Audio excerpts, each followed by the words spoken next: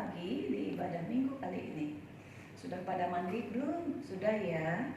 Nah, setelah mandi pakaian yang bersih ya. Kita mau ibadah menghadap Tuhan harus dengan pakaian yang bersih dan rapi ya. Pakai baju yang ke gereja ya Dek ya. Siapkan hatimu, siapkan Alkitabmu, kita mau menghadap Tuhan ya. Sudah siap? Kalau belum mandi dulu ya. Bilang sama mama papanya supaya di break dulu. Nanti adik ikut lagi. Oke? Nah, adik-adik yang sudah mandi, sudah bersih, boleh ikut ibadah dengan kakak. Baiklah, sebelum kita mulai ibadah kali ini, kita mau berdoa kepada Tuhan. Letakkan Alkitabnya dulu. Kita mau berdoa, ya. 1 lipat tangan, 2 tutup mata, 3 tunduk kepala. Mari kita berdoa. Tuhan Yesus yang baik, hari ini kami datang ke hadapan-Mu, hendak memuji dan memuliakan nama Tuhan. Hadirlah Engkau di tengah-tengah kami dalam ibadah kami hari ini. Dari awal hingga akhirnya kami serahkan hanya dalam nama-Mu yang kudus. Biarlah Tuhan Yesus yang membimbing kami. Terima kasih Tuhan Yesus, terpujilah nama-Mu. Amin. Kita mulai ibadah, siapkan hati dan pikiran untuk memuji dan memuliakan Tuhan Yesus. Adik-adik kakak undang untuk berdiri semua. Kita bernyanyi, Yesus kekasih jiwaku.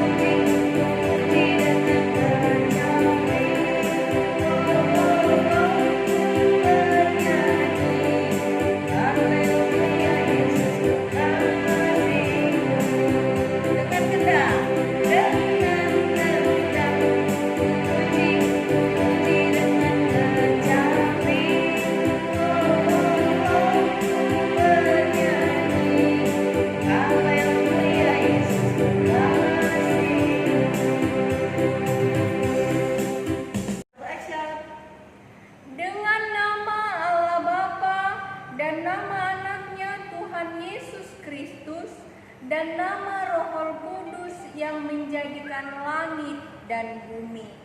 Marilah kita sama-sama berdoa. Ya Allah, kasihanilah kami orang yang berdosa ini. Kita sama-sama mengucapkannya. Ya Allah, kasihanilah kami orang yang berdosa ini. Amin. Nah, sekarang kita mau mengucapkan hukum Taurat Tuhan yang titah pertama sampai titah kelima. Kita semuanya harus hafal ya. Kita sama-sama mengucapkan dengan pelan, ya. Nah, ya, mari kita ucapkan mulai titah pertama. Akulah Tuhan alam. Seru Tuhan kecuali aku.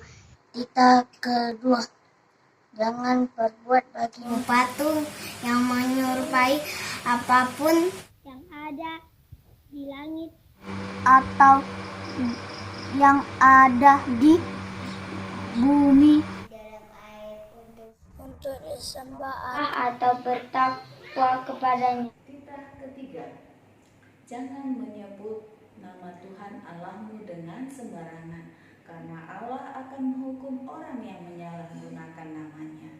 Titah keempat, ingat dan sucikanlah hari yang dikuduskan itu.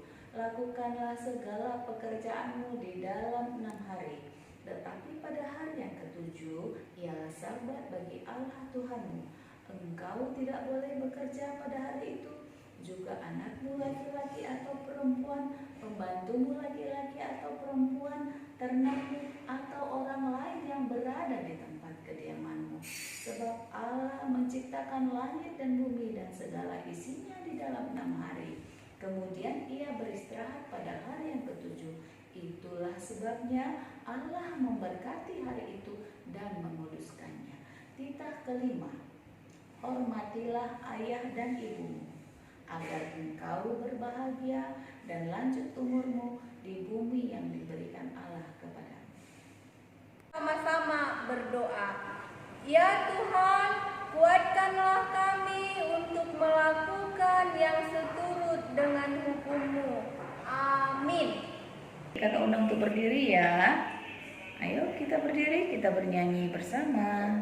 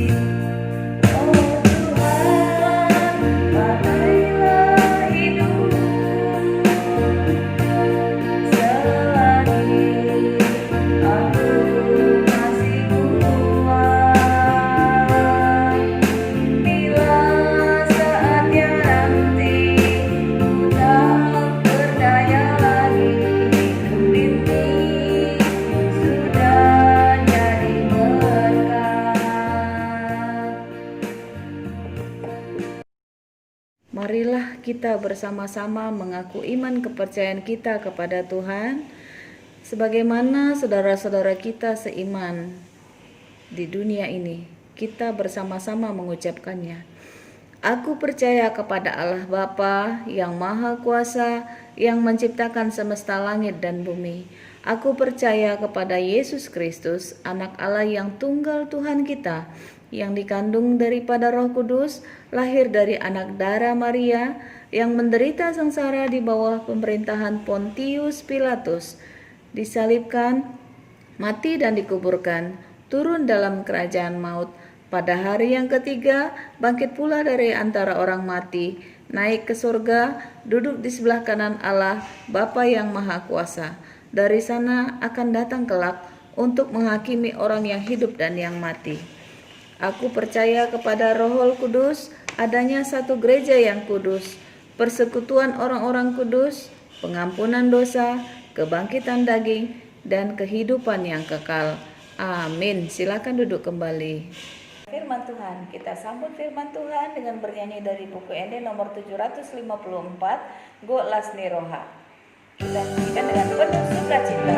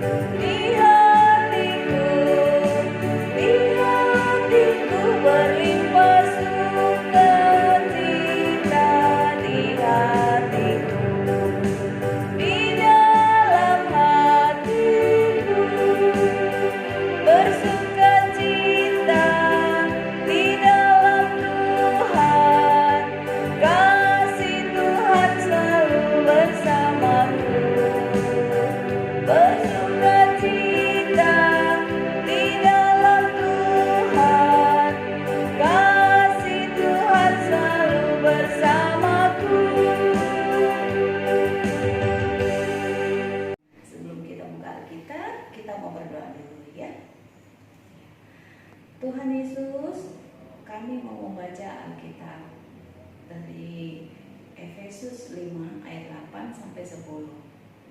Biarlah Engkau yang membimbing kami agar kami memahami cerita Alkitab yang akan kami baca. Terima kasih Tuhan Yesus, terpuji namamu. Amin. Baiklah, buka Alkitabnya semua dari Efesus 5 ayat 8 sampai 10. Efesus tertulis di mana adik-adik? Di kitab Perjanjian Baru, ya. Perjanjian Baru bukanya ada di belakang, bukan di depan, ya. Oke, sudah dapat? Kita baca bersama-sama. Sudah siap? Kita baca ya. Efesus 5 ayat 8 sampai 10. Kita membaca secara bersama-sama, secara pelan-pelan ya. Ayo, 1, 2, 3. Memang dahulu kamu adalah kegelapan, tetapi sekarang kamu adalah terang di dalam Tuhan. Sebab itu, hiduplah sebagai anak-anak terang. Karena terang hanya berbuahkan kebaikan, keadilan, dan kebenaran. Dan ujilah apa yang berkenan kepada Tuhan. Sudah sampai di situ? Ya. Adik-adik, kakak mau bercerita dulu ya. Ada seorang anak laki-laki. Anak laki-laki ini namanya si Andi. Andi ini dia hidup dengan adiknya.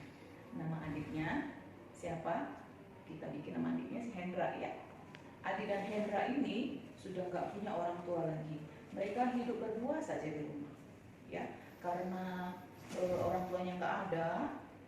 Abang Andi ini dia nggak sekolah lagi, dia bekerja di pasar supaya dapat uangnya untuk kebutuhan makan dia dan adiknya Hendra. Setiap hari dia bekerja keras ke pasar. Dia pergi ke pasar membantu orang bekerja, setelah itu dia dapat upah, ya bersih-bersihkan orang yang tempat jualan, ya terus itu disuruh orang ngantar sana, ngantar sini, dia dapat upah. Setiap hari dia lakukan seperti itu. Jadi uang yang dia dapat dia kumpulkan. Kemudian uang itu dia pakai untuk belanja, beli makanan mereka hari-hari. Nah, suatu hari Abang Andi ini ingat adiknya Hendra mau ulang tahun. Nah, kalau ulang tahun, aku mau kasih adikku hadiah pikirnya ya.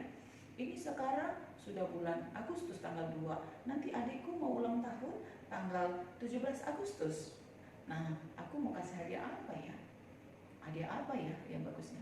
Nanti dulu kumpulkan duitnya dulu, pikirnya. Lalu dia kumpulkan duitnya, setiap hari dia bekerja, dia sisihkan sebagian untuk makan hari-hari, sebagian lagi dia tabung.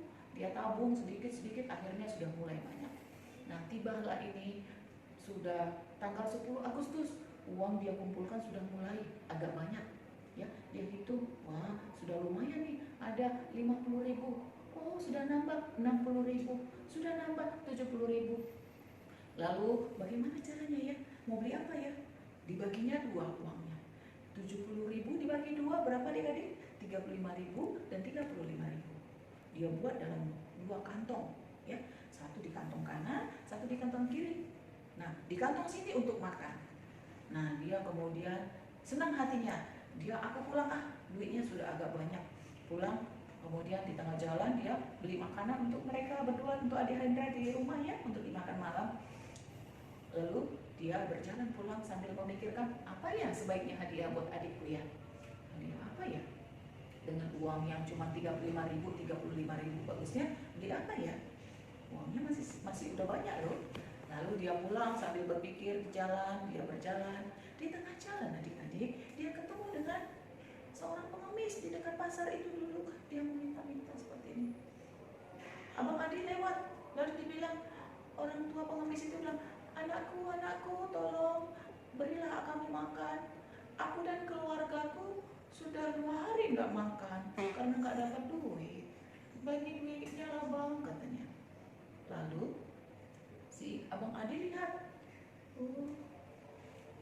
Pak pengemis tua ini kasihan ya, mau dibagi tapi uangnya cuma sedikit. Uangnya juga cukup untuk apa? Untuk hadiah ulang tahun buat adik Hendra di rumah.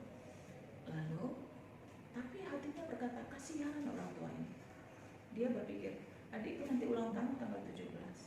Ini sudah tanggal 10, 7 hari lagi.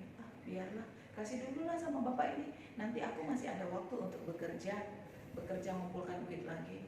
Tapi bapak ini sudah kelaparan nanti sama keluarganya. Lalu dia keluarkan uang dari kantongnya, dia kasih, Pak yang ada cuma ini, 35.000 cukup nggak Pak? Lalu bapak itu lihat, karena bapak itu cuma dia lihat 35.000, lalu diambil lagi dari kantong sebelah. Ini Pak ada 35.000 lagi katanya. Dikasih 35.000 lagi.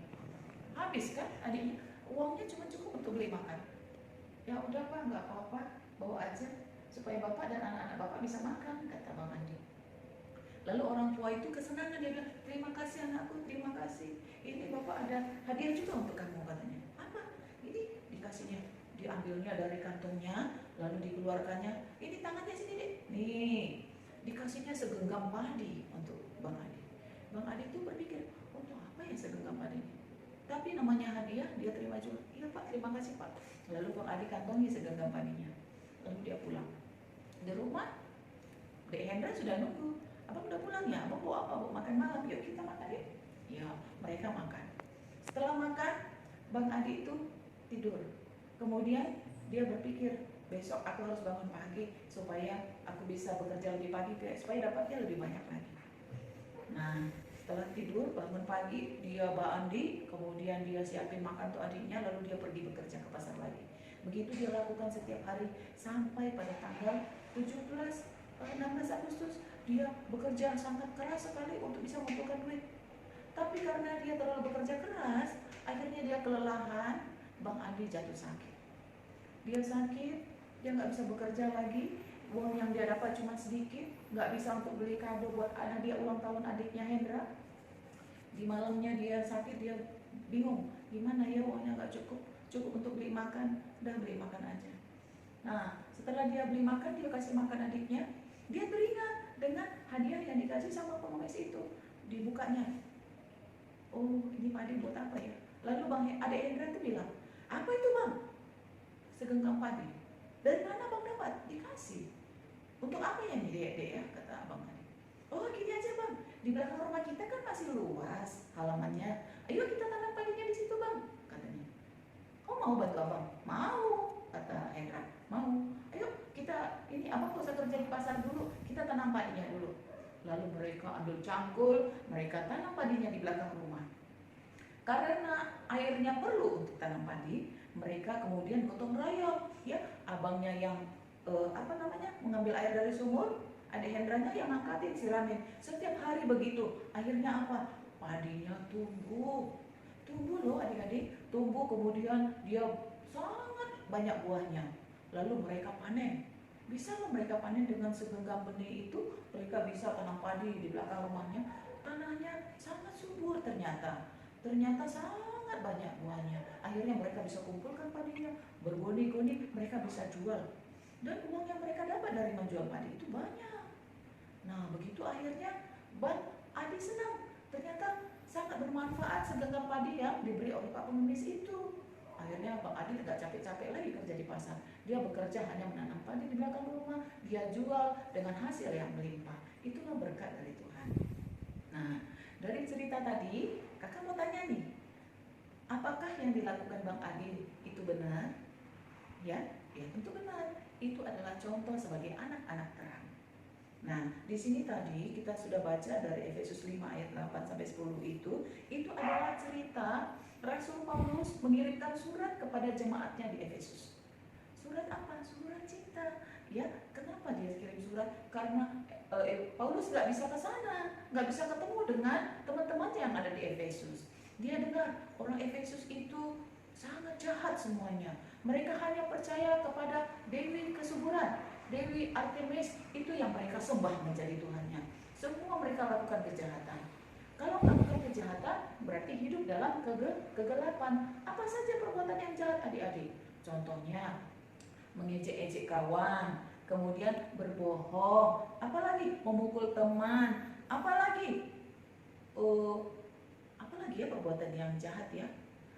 Berbohong tadi sudah, memukul teman, mengejek-ejek teman, kemudian melawan orang tua, ya, kemudian malas-malasan, itu adalah perbuatan jahat. Kalau berbuat jahat berarti hidup dalam gelap. Adik-adik tahu hidup dalam kegelapan maksudnya? Kalau coba tutup matanya apa yang dapat? Pasti semuanya gelap. Adik takut kan hidup dalam kegelapan? Nah, pasti matanya mencari-cari celah yang terang. Nah, enak nggak hidup dalam terang? Ada lampu, ada cahaya, ada matahari, pasti menyenangkan kan? Nah, itu maksudnya. Jadi si Paulus itu mengirim surat ke Efesus supaya teman-temannya yang ada di Efesus itu tidak terikut-ikut dengan masyarakat di sana yang hidup dalam kegelapan, supaya mereka menjadi terang. Nah, bagaimana caranya menjadi terang, hidup dalam terang? Hidup dalam terang hanya dengan satu cara, yaitu hidup dalam Yesus. Hanya Yesus adalah terang dunia. Nah, siapa yang hidup dalam Yesus, dia pasti akan menjadi terang. Adik-adik mau kan menjadi terang dunia? Mau kan? Ya, kita manusia diajak sama Tuhan Yesus. Hai, ayo semua manusia, mau gak hidup dengan aku? Mau gak mengikut Yesus? Siapa yang hidup dalam aku, maka dia akan menjadikan terang dunia. Nah, bagaimana kita tahu ya bahwa Tuhan Yesus itu adalah terang dunia? Nah, coba adik-adik buka Alkitabnya. Kita sama-sama baca di Yohanes. Buka kitab Yohanes. Yohanes berapa ya? Yohanes 8 ayat 12. Ya. Kita sama-sama baca. Sudah dapat ya Yohanes 8 ayat 12. Di sana dikatakan, maka Yesus berkata pula kepada orang banyak, katanya, akulah terang dunia. Barang siapa mengikut aku, ia tidak akan berjalan dalam kegelapan, melainkan ia akan mempunyai terang hidup. Ya. Nah, enak nggak hidup dalam terang? Enak kan? Bagaimana caranya hidup dalam terang? Di sini Yesus mengatakan harus mengikut Yesus, karena Yesus adalah terang dunia. Ya adik-adik, Yesus adalah terang dunia. Seperti cerita kakak tadi itu, Bang Adi itu adalah anak yang hidup dalam terang, bukan dalam kegelapan. Karena apa? Hatinya terbuka, berbagi untuk Pak Pengemis tua tadi. Ya, walaupun dia sebetulnya butuh uang untuk beli hadiah, tetapi Bapak ini perlu untuk makan, dia berbagi. Itu sebagai contoh bahwa dia hidup dalam terang. Nah, adik-adik mau kan hidup dalam terang? Tidak dalam kegelapan lagi? Ya, bagaimana caranya? Ayo kita ikut Yesus. Kita ikuti semua perintah Tuhan. Karena kita ini adalah anak-anak Tuhan Yesus. Bagaimana caranya? Kita ingatkan bahwa orang yang hidup dalam terang adalah yang memiliki buah-buah roh. Apa itu buah-buah roh? Buah-buah roh itu ada dalam Alkitab loh, Galatia 5 ayat 20. Ayo kita bernyanyi sama-sama, buah-buah roh. Kita bernyanyi bersama-sama ya, 9 buah-buah roh.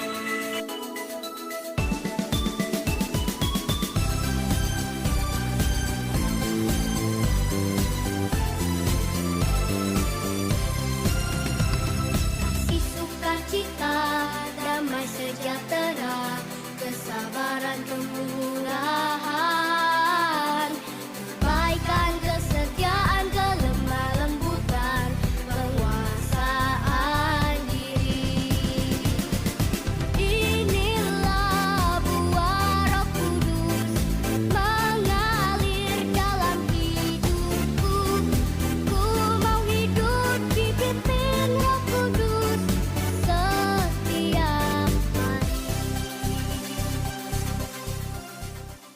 Nah adik-adik, tadi kita sudah dengar cerita kan bagaimana perintah Tuhan Yesus kepada kita, bahwa kita tidak hidup dalam kegelapan lagi, tetapi kita sudah hidup dalam terang. Bagaimana caranya hidup dalam terang? Jadilah anak-anak terang. Anak-anak terang itu adalah anak-anak yang bisa menerapkan 9 buah-buah roh. Ya, bagaimana caranya menerapkan 9 buah-buah roh? Lakukan dengan pekerjaan sehari-hari. Ya, belajar dengan penuh sukacita dan semangat. Ya, kalau disuruh sama orang tua, lakukan dengan penuh sukacita juga.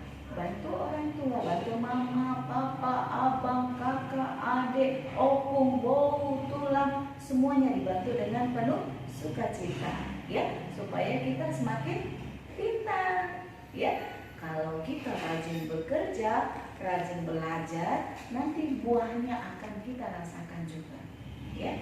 Itulah tandanya kita menjadi anak Tuhan Yesus, ya, anak-anak yang memiliki terang. Oke, sudah bisa janji ya. Jangan lupa hafalkan hukum Taurat pertama sampai yang kelima. Ya, anak-anak terang pasti bisa. Kamu pasti bisa. Nanti kirim videonya sama kakak ya. Oh ya, jangan lupa juga cita-cita kamu gantungkan di rumah. Sudah ada belum? Tunjukkan sama kakak. Ya, apa doanya? Cita-citamu. Kalau kamu nggak mau menggantungnya, nggak mau buatnya, berarti kamu nggak punya doa, nggak punya cita-cita. Kamu mau kan Tuhan mengabulkan doamu? Kamu mau kan apa yang kamu inginkan tercapai? Gantungkan di kamar. Setiap hari kamu akan lihat apa yang kamu lihat itu pasti akan kamu doakan. Ya, tunjukkan sama kakak ya bagaimana isi doanya. Oke, supaya kita melanjutkan ibadah, kita berdoa dulu yuk. Ya, mari kita berdoa. Terima kasih Tuhan Yesus buat cerita indah yang kami dengarkan hari ini.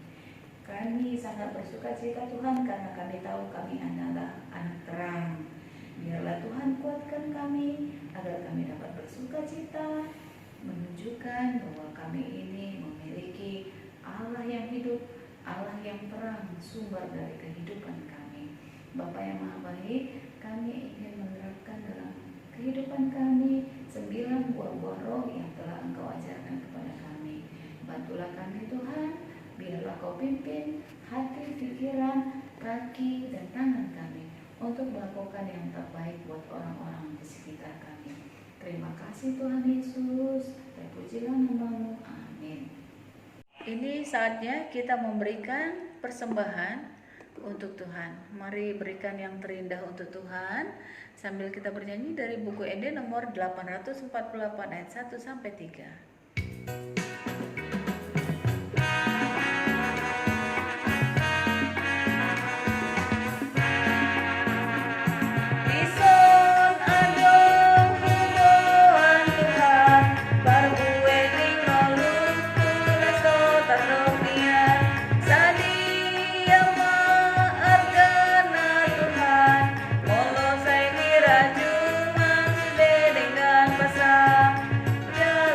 Tuhan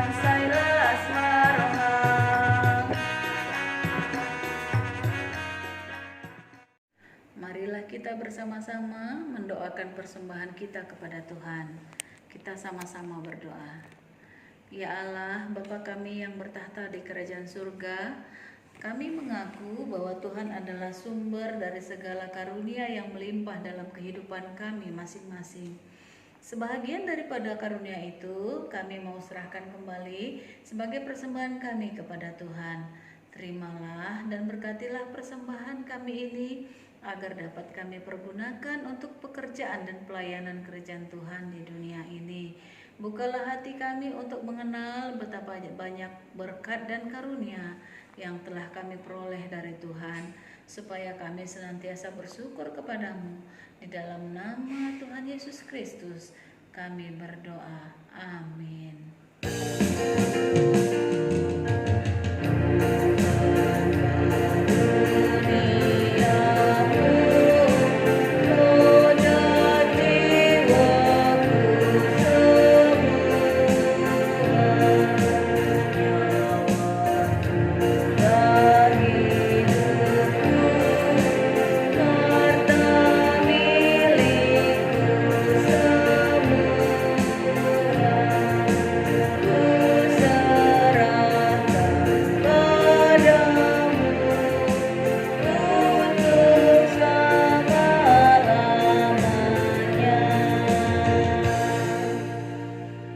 Sama-sama mengucapkan doa yang diajarkan oleh Tuhan Yesus kepada kita, doa Bapa kami. Mari kita sama-sama mengucapkan. Bapa kami yang di surga, dikuduskanlah namamu, datanglah kerajaanmu, jadilah kehendakmu di bumi seperti di sorga. Berikanlah kami pada hari ini makanan kami yang secukupnya, dan ampunilah kami akan kesalahan kami, seperti kami juga mengampuni orang yang bersalah kepada kami. Dan janganlah membawa kami ke dalam pencobaan, tetapi lepaskanlah kami daripada yang jahat.